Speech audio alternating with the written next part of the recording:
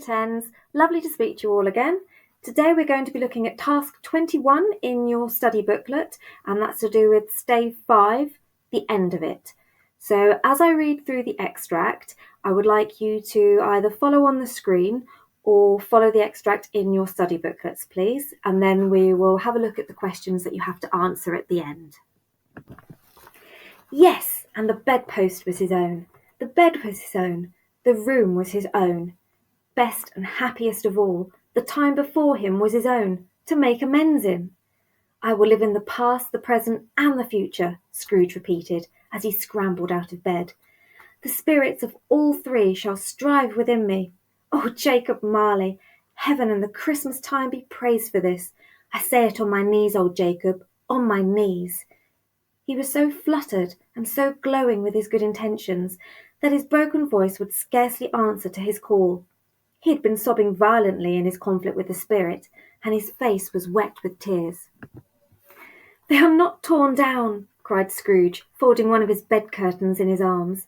"They are not torn down, rings and all. They are here. I am here. The shadows of the things that would have been may be dispelled. They will be. I know they will." His hands were busy with his garments all this time, turning them inside out, putting them on upside down, tearing them, mislaying them, making them parties to every kind of extravagance. "I don't know what to do," cried Scrooge, laughing and crying in the same breath, and making a perfect Laocoon of himself with his stockings.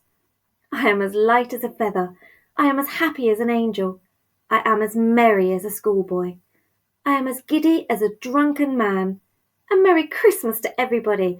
A Happy New Year to all the world. Hello here. Hello." He had frisked into the sitting room and was now standing there, perfectly winded.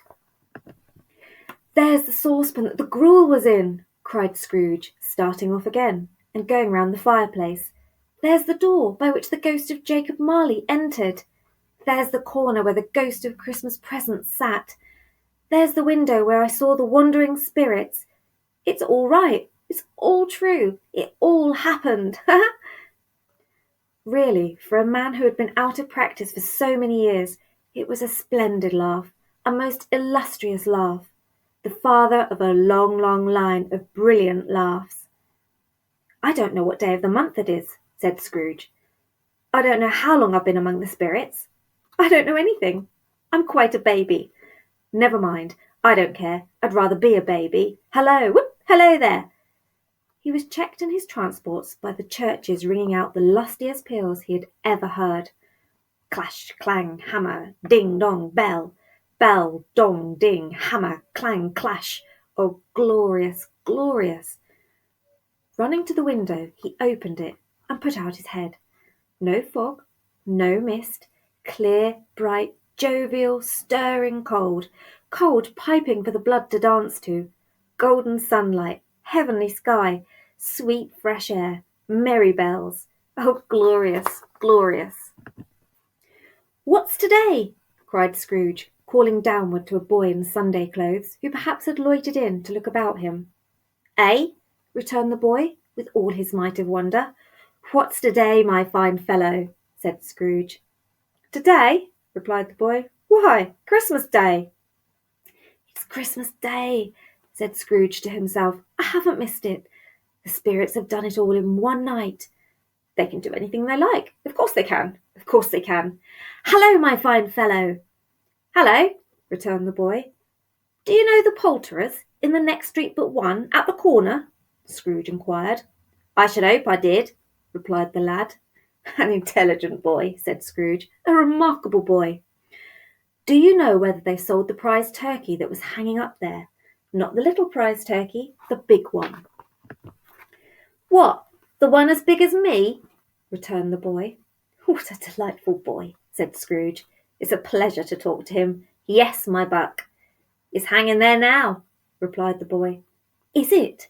said Scrooge. "Go and buy it." "Walker!" exclaimed the boy. "No, no," said Scrooge. "I am in earnest. Go and buy it, and tell him to bring it here, that I may give them the direction where to take it. Come back with the man, and I'll give you a shilling. Come back with him in less than 5 minutes, and I'll give you half a crown." The boy was off like a shot. He must have had a steady hand at a trigger who could have got a shot off half so fast. "I'll send it to Bob Cratchit's," whispered Scrooge, rubbing his hands and splitting with a laugh. "He shan't know who sends it. It's twice the size of Tiny Tim. Joe Miller never made such a joke as sending it to Bob's Wilby." Okay, so that's the end of the extract. We're now just going to have a look at a quick vocabulary check. There was one particular vocabulary word in there that I think may have caused a little more problem than some of the others, and that was Laocoon. And that's because that's a name, basically. It's a name of a Trojan priest in Greek mythology who was crushed to death by 2 giant sea serpents as a penalty for warning the Trojans against the Trojan horse. And so where it says that he was making a perfect Laocoon of himself with his stockings, where Scrooge was doing that, it really means that he was getting himself all wound up in his stockings in the same way that the Trojan priest got wound up by giant sea serpents. And eventually he was killed by the sea serpents, along with his sons, as a penalty for warning the Trojans against the Trojan horse. But essentially it's just talking about the way he looks with the stockings all wrapped around him. Now, back in that era, men and women both wore stockings because they were used to keep themselves warm. You can check out the mythology of Helen of Troy and the wooden Trojan horse on the internet if you want to. There's lots of different interpretations of why the priest was punished, and this is just one of them.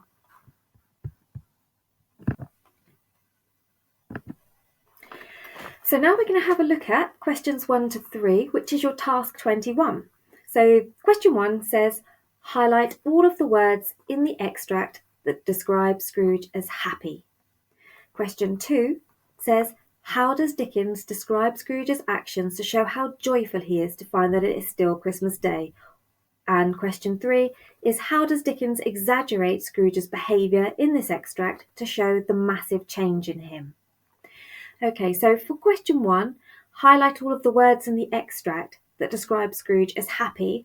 I suggest you do that task first, and in your booklets just go through and either underline or highlight anything that you think shows him to be a happy soul now that we are at the end of the novel. For example, the repetition of laugh in the extract could be one thing that you pull out, because clearly he is very happy because he's laughing so much. Then questions 2 and 3 we're going to have a look at in a little bit more depth on the next slide. Okay, so question 2, how does Dickens present Scrooge's actions to show how joyful he is to find that it is still Christmas Day? So you could go with how Dickens presents Scrooge's actions or how he describes Scrooge's actions. Essentially, this links to the things that you've just highlighted in question 1. So have a look and see all the descriptions that you've pulled out to show that he is happy and joyful. And then have a think, does it show that his actions anywhere are playful? Are they childlike? Essentially, what this question wants you to do is use the evidence in the extract to think about how you would describe Scrooge's actions. Okay, so use the evidence in the extract to think about how you would describe Scrooge's actions. Then question 3 says, how does Dickens exaggerate Scrooge's behaviour in this extract to show the massive change in him? To help you to answer this question, you could think about the difference in Dickens' descriptions of Scrooge's behaviour at the beginning of the novella compared with how he is now being described in this extract from the end of the novella. I have some examples on the next slide to show you, but that will help you with this. If you think about how he was described initially and then how he is being described now, you've already highlighted some useful things in the extract. You've already thought about how this is presenting Scrooge's actions. So think about now how Dickens exaggerates Scrooge's behaviour to show this massive change. So to give you a little more help with this, we can explore some of the similes that were used in the opening stave, Stave 1. And remember, stave is just the name for the chapters in A Christmas Carol. And then we can see how he's changed by looking at some of the similes that are used to describe him in this extract that we've just read from Stave 5. So in Stave 1, we had Scrooge being described as solitary as an oyster. In Stave 5, he's now being described as merry as a schoolboy. In Stave 1 again, he was described as hard and sharp as flint. In Stave 5, he's now saying that he is light as a feather. So he himself is describing himself saying he's as merry as a schoolboy, he's as light as a feather. So if we compare those two similes from the very beginning of the novel to how he now even describes himself at the end of the novella, we can see that there is a significant contrast there, which does demonstrate the nature of Scrooge's change. So have a look back through that extract, and where you see the part that says it's talking about him being merry as a schoolboy and light as a feather, where he's describing himself in those terms, there are quite a few other descriptions in there which you could use to show the significance and the massive character change that he has gone through. And there are many other things in the extract as well, if you want to have a look through and find some others to put in your own words and present that back to your teacher.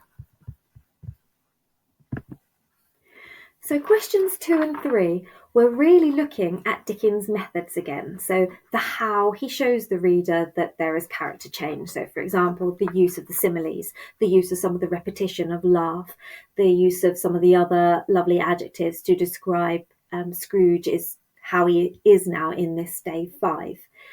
So we're now going to think about, again, Dickens' intentions. And remember, there's usually links to themes, context, and Dickens' message to the readers. And this is the why. So the why has Dickens chosen to present this character change in Scrooge. So we know the how. We can see that through language and structural features, such as those we were just talking about in the previous couple of slides. But this is now the why Dickens has chosen to present this character change in Scrooge. Dickens intended his novella to provide social commentary about the responsibilities of rich people to help the poor people who had very difficult lives. Remind yourselves about this by looking back at the context of the Victorian era and Dickens' own childhood experiences, which are in the beginning of your study booklet. Scrooge's character change highlights to the readers that anyone can change their ways and become a better person. It also suggests that people must look after one another, as this will help to make society fairer and safer for all. This links to themes such as sin and redemption, crime and morality. So Year 10s, now you're able to answer all 3 of those questions. You are very near the final pages of the book now. Very well done. Thank you so much for joining us today. It's been an absolute pleasure to talk to you as always, and I look forward to seeing you again soon. Take care, everyone. Bye.